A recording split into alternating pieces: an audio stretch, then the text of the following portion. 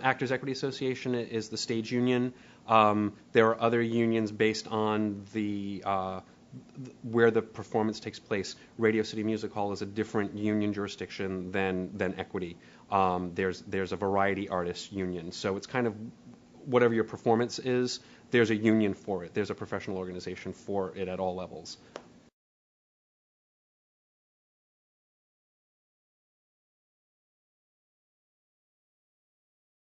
To get into Equity, as a non-union actor, there's a program called the EMC Program, which is basically like credits.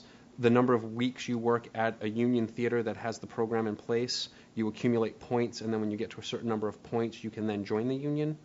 You can be a non-union actor, and if you send your picture in or you have an agent that submits you, and it's a union contracted role, and you are the right talent for it, you're offered your access to the union that way. So then you would join, you start to pay your membership, and then you get to kind of segue in similar to a Taft-Hartley situation. A long time ago, you used to go out on the road and get your Equity eligibility, which would allow you to go to Equity auditions even though you weren't a member of the union, and then that way you, again, had access to the union contracts.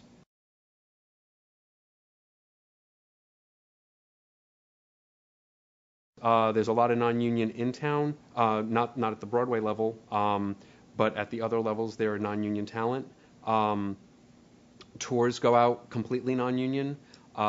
Some theaters will cast a balance between whatever the union and the theater's agreement is for the number of union contracts, and then the balance of the season will be filled out by non-union talent, which gives you an opportunity to work at a place, start to meet the creative people so that when you step in front of them and you are a union member, there's a little bit of a history so that it warrants you getting paid. It's expensive to hire a union actor. It costs more. There's pension and health, there's pay rates that are established, there's housing situations that are established by the union.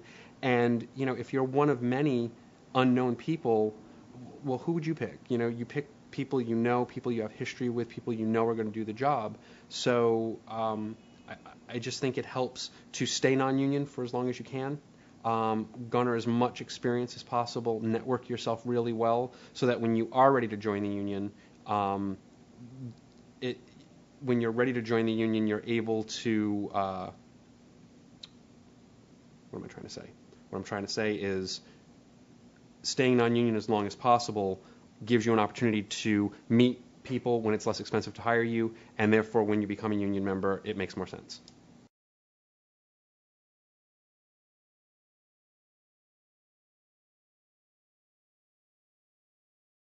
Yeah, there's been some fun times. Segueing over the whole time when I was a casting assistant working for different people, I was casting a film with another casting director, and we had to find one of the roles was for kind of like a gentleman's club cocktail waitress dancer kind of performer. And we didn't know the director really well, so this casting director brought in a group of actors who could play the role, and then brought in some women who kind of functioned in that capacity, in real life to bring in an authentic element to it. We'd been doing it for like 3 days, and I actually had turned to face the director, and the actress was behind me, and I heard her say, "Are you ready?" And we said, "Yeah." And as I turned around, I heard this series of snaps. And she ripped off this like outer, almost like house coat thing, and had on like a Fredericks of Hollywood body stocking with very little undergarment on underneath it. And that's how she prepared herself for the audition. She jumped into my arms while she was reading the sides. She kept trying to like put her fingers in my. It was really bizarre. She really kind of crossed any kind of line that existed was completely gone. Actually ended up pinning her up against a wall. And holding her hands above her head to make her stop, like grabbing at me to finish the scene. So that was one. I had an actor knock me over the table. I was reading with them, and it was a police interrogation scene, and the actor got a little too aggressive and kind of stiff-armed me and sent me flying over the chair that I was sitting at. I've had actors melt down in the middle of their audition. That's unfortunate, and It's a little. You don't know an actor. You might know a person every now and then, but I'm always amazed when actors come in and do things that kind of pushed the envelope in terms of a choice. Like, you would never pull out, if the scene called for it, you would never pull out a firearm or a knife, and start waving it around at the casting director or the director, and yet people have. It's kind of the fastest way to end an audition, when you pull out, weaponry and point them at us. We did a commercial once where the mandate was to actually find not the best actors. It was going to be for this video game, and they wanted like real extreme character types.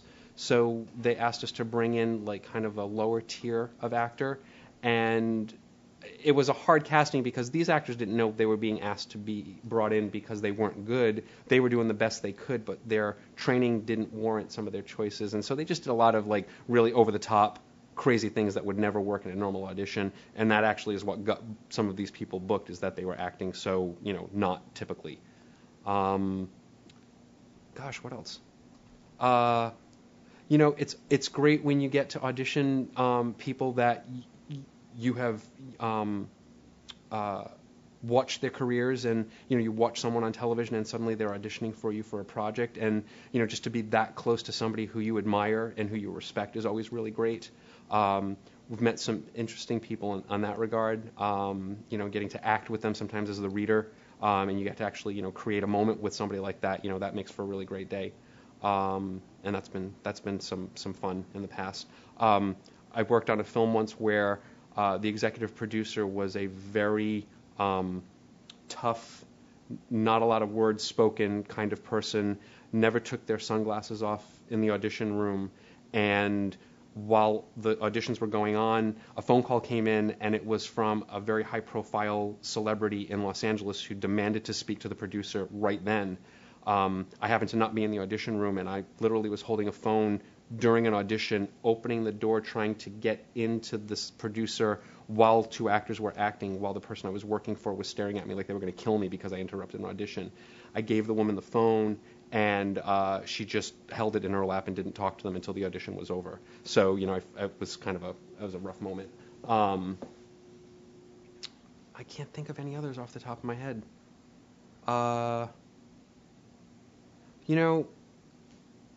Like I said before, when an actor comes in and they just are dazzling, it still takes my breath away, and I often feel just very humbled by how willing an actor is to expose themselves that much, and that's why myself, my partner Gail, our office, we believe wholeheartedly in the sacredness of the audition environment.